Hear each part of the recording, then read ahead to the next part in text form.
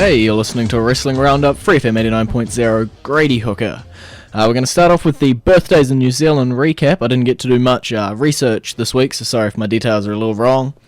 We got Slam Master J, current WWE superstar Fernando, current TNA superstar Christopher Daniels, current WWE star Jack Swagger, The Phenom The Undertaker, former Spirit Squad member Mikey, now wrestles as Mike Mondo, Charlie Haas, the late Mr. Perfect Kurt Hennig, and the late gorgeous George. Those are the guys having birthdays this week, 22nd to the 28th of March. We're going to jump over to New Zealand. IPW just had their pay-per-view, The Ultimate Prize. It started off with a six-man tag match. Liam Fury, Pirate Burns, and Joel Clemenson defeated Brooke Duncan, Khan, and Liger. Then we moved on, and Vinnie Dunn got shoved into an impromptu match, and thanks to a distraction by Alfred Valentine, Mason Daniels picked up the win over Vinnie Dunn. We had a rematch for the IPW Interim Women's Championship, Brittany taking on Olivia Shaw. Brittany managed to score the pin, but then Olivia and Amy St. Clair decided that they were going to attack Brittany, but then Carmen Rose came out to make the save. We got a match for the IPW New Zealand Tag Team Championships. TNT defeated the Agents of Change by disqualification. TNT then proceeded to steal the championships and demand they got a rematch in a ladder match the next show. Up next, Alfred Valentine was going to take on Kurt Chaos and Pat Shisk, but at the last minute, IPW original Alexander came down for the save and turned it into a tag team match that the Origin won. The ultimate match for the IPW New Zealand Heavyweight Championship, Travis Banks defeated James Shaw when Banks outscored Shaw 3-2. Coming up this weekend from the Hitoya Combat Zone, we've got NZWPW's Bringing the House Down, so get down to there. I think it's today, so get down if you can. We're going to move into our classic entrance theme of the week. It's The Brood.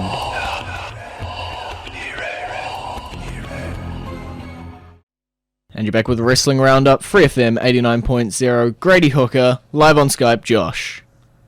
Yos. So we're going to start off Raw. Triple H comes out. Orton and Randy and Batista are not very happy, but they sort of think Daniel Bryan will beat Triple H.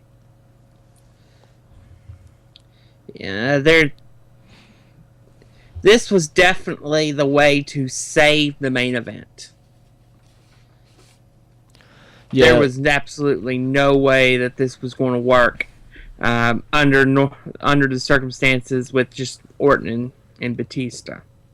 Yeah, we've had it confirmed now that it will definitely be a triple threat match. It's just whether Triple H or Daniel Bryan will be the third man. Yes, and that was just to make it so it's not that obvious that Daniel Bryan's going to win. But Daniel Bryan will still win. Yeah, he probably will. But there's still a question of whether or not he'll actually walk out as champion. Yeah. Okay, well, the first match, the Usos took on the Real Americans, and the tag champs got pinned. Yeah, that's another thing. And that goes back to, I don't think they know what they're doing with the tag team division. No, they are all over the place.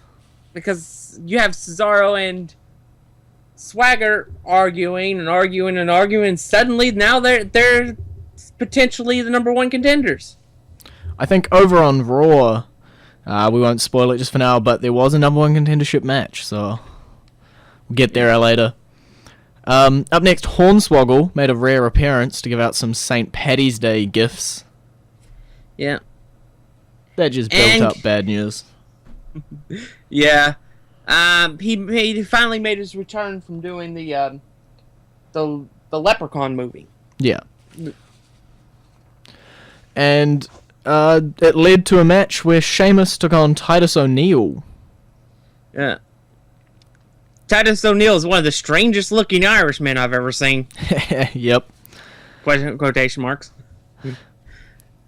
I think this match was one of many that we're going to be getting that are the Battle Royal contestants versus other Battle Royal contestants. Yeah.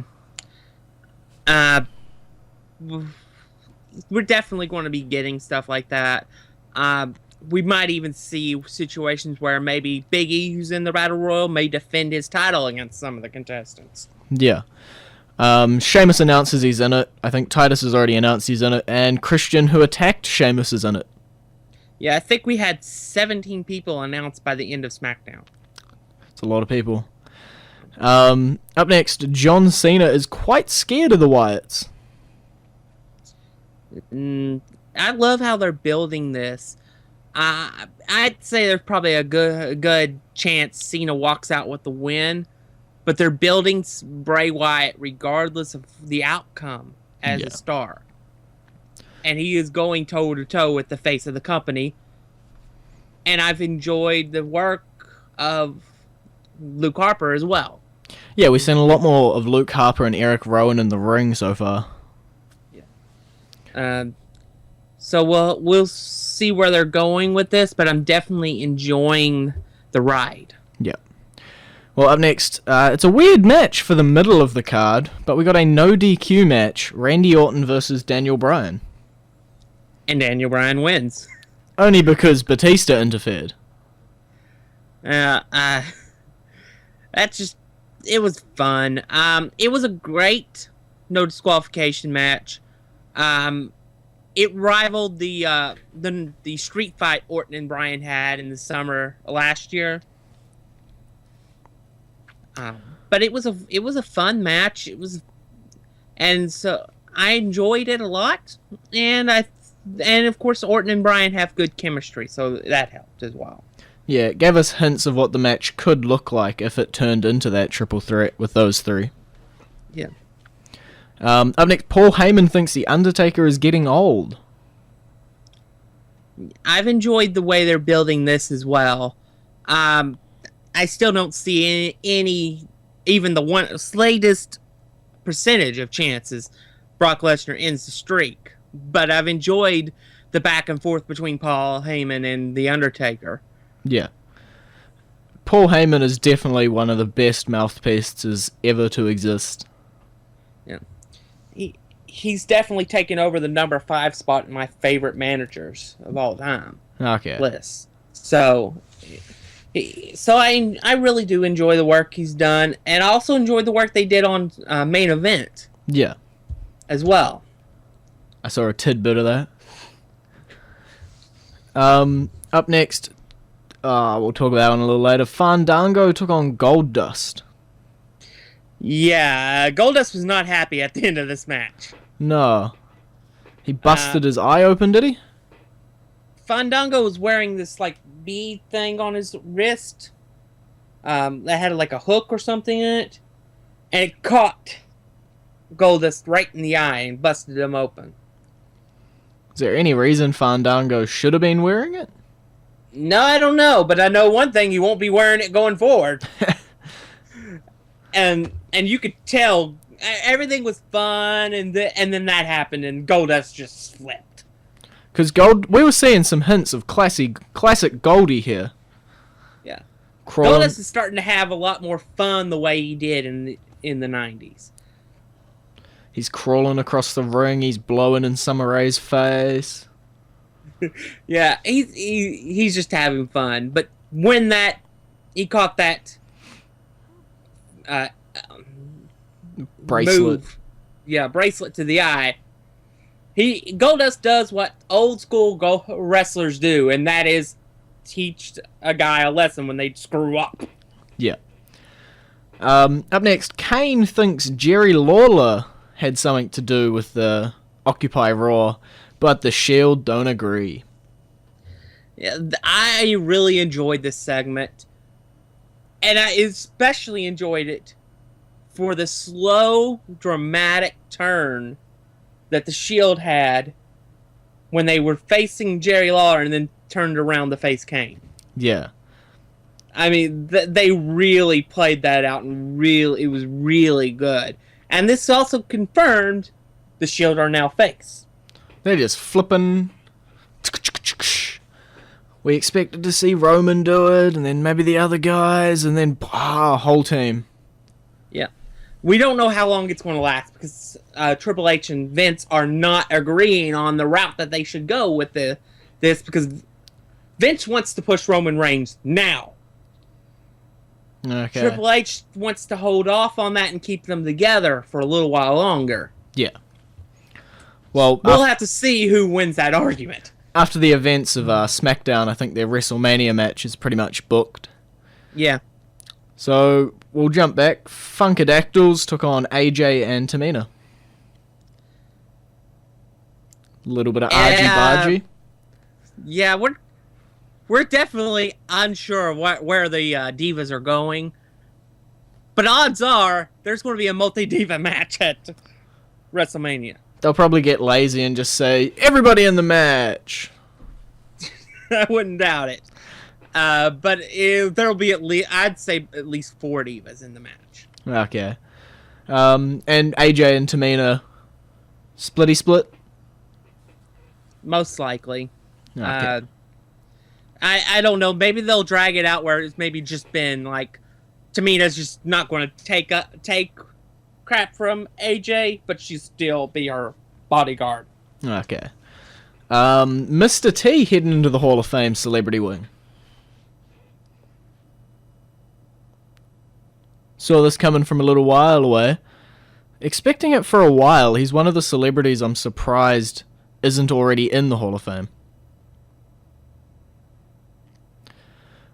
But, you know, things happen. He main evented WrestleMania 1. And then I believe he also main evented WrestleMania 2 against Roddy Piper. So, he's had an impact on the WrestleMania scene and wrestling as a whole. So, it's not like he doesn't deserve the spot in the celebrity wing. Now we'll go into our current entrance theme of the week. It's Kurt Hawkins.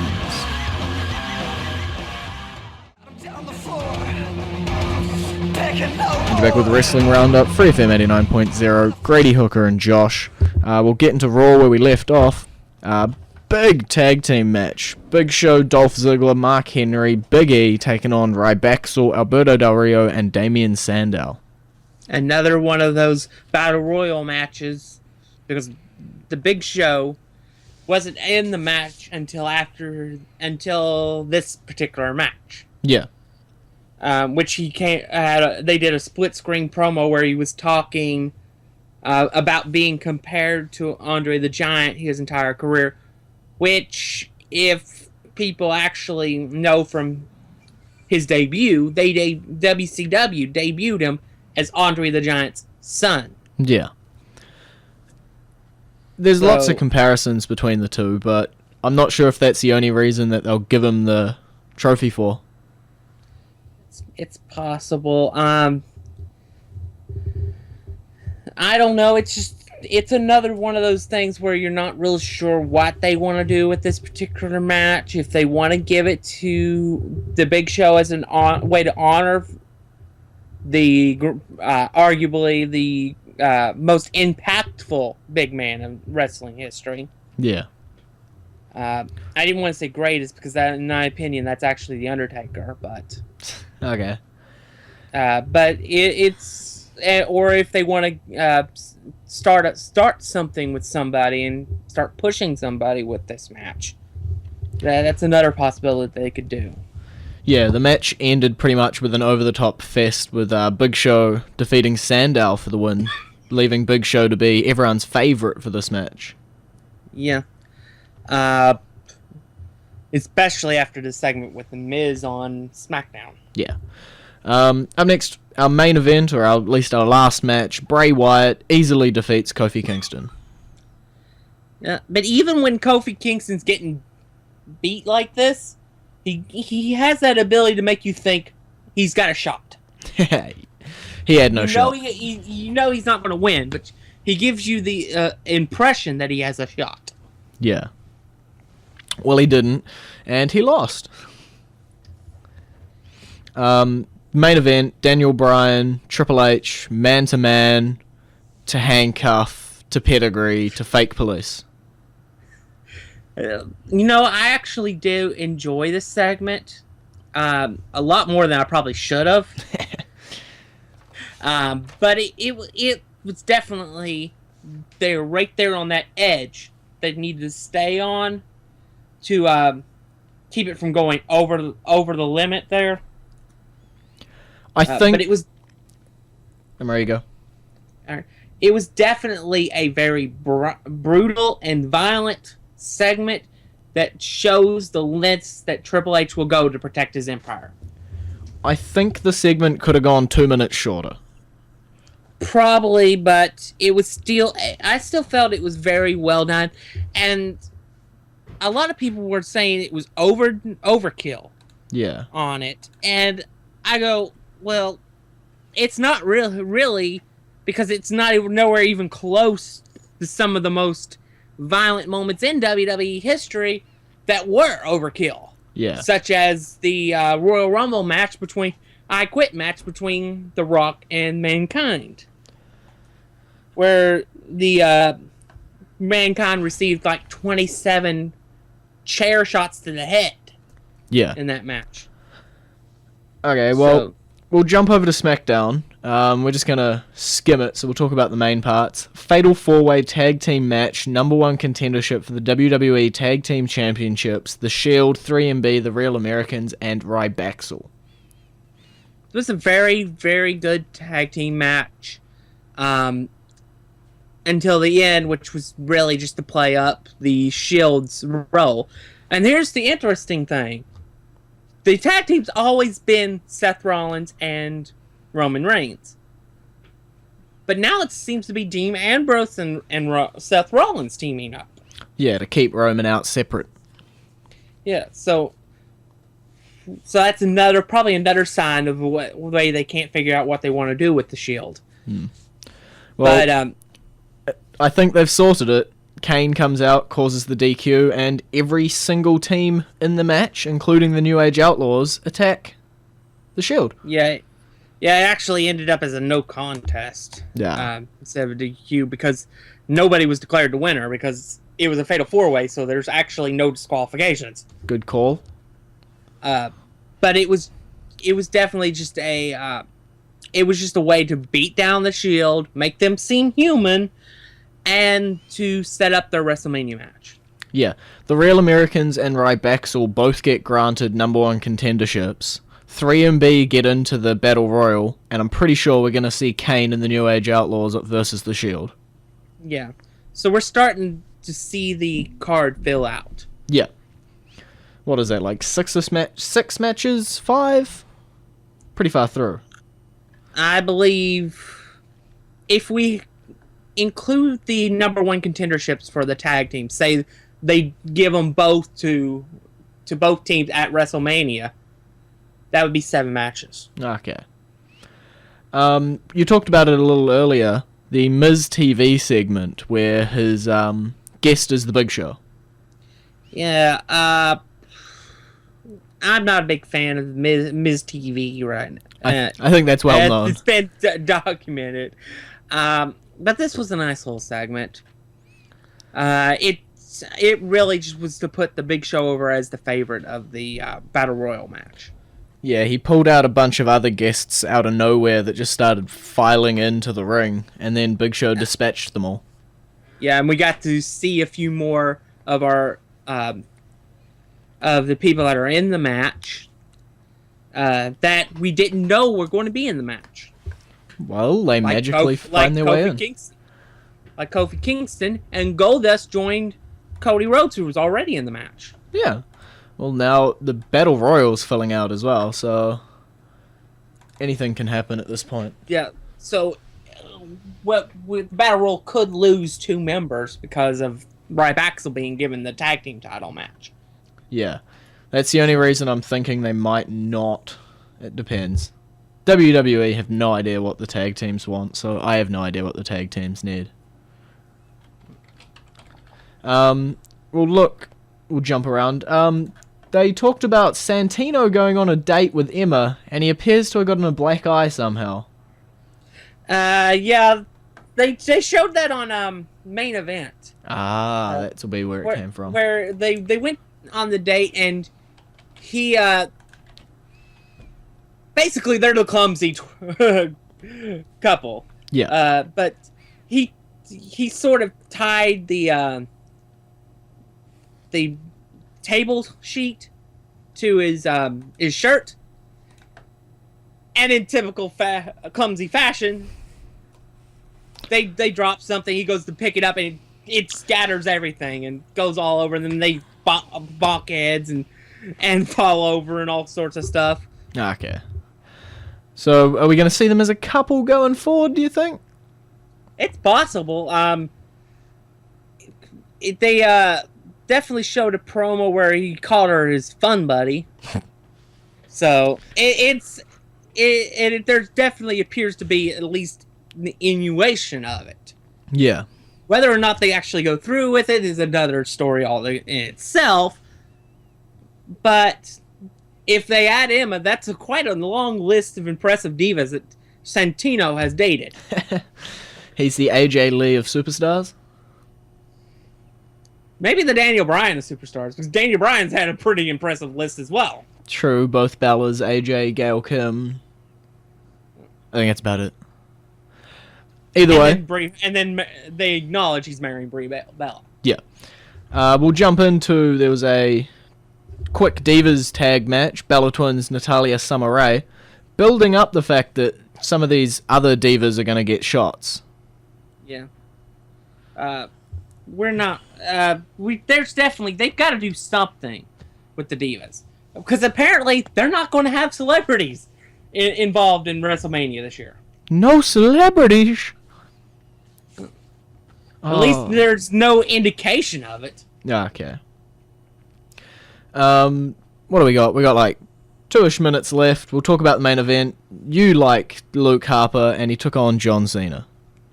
I wish this match had been longer. Because I really do like Luke Harper, and I really would like to have seen them showcase him a little more against the top guy. This pretty much ended the way I expected it, with Cena just out of nowhere hitting the attitude adjustment, and but then he did something we never see him do. He ran. He ran for the hills. I don't blame him, to be honest. He listened to Eric Rowan. Yeah. Run. Yeah.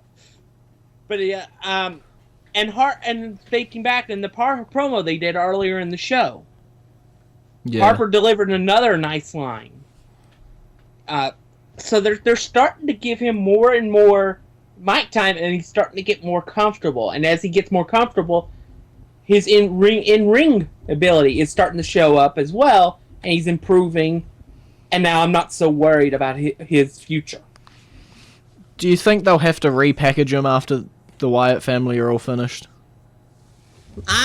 Maybe. He's not that far from where he was in the Indies. In the Indies, he was a trucker. Oh, yeah, he's not very far.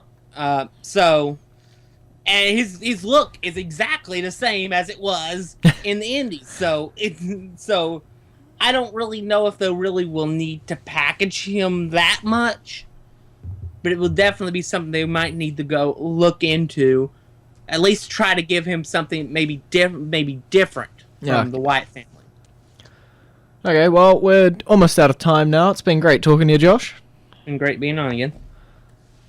Okay, so it's time to draw the winner for the competition we were holding. You had to interact with us and #radio on Facebook or Twitter. We've got a few entries here. So I'm just going to draw one out at random, out of a hat.